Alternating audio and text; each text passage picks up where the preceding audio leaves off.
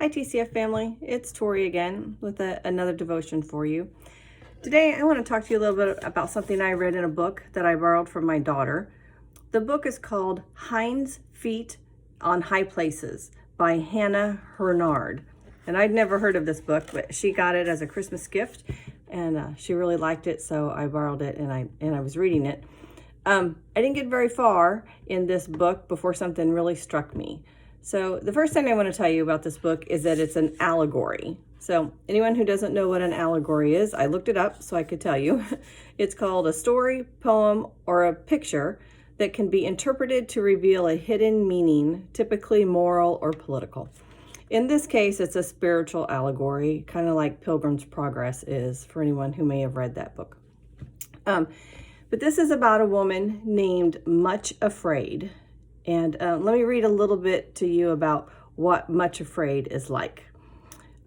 First of all, it says, she's a cripple with feet so crooked that they often cause her to limp and stumble as she went about her work.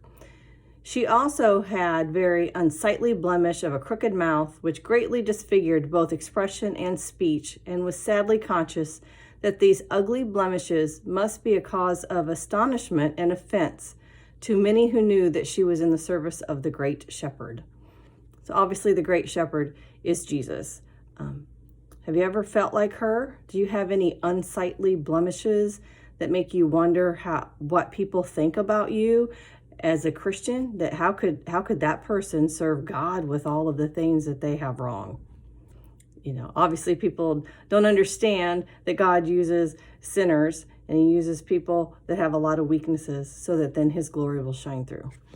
But so she obviously longed to be rid of these deformities, you know, but God has chosen no at this point in time.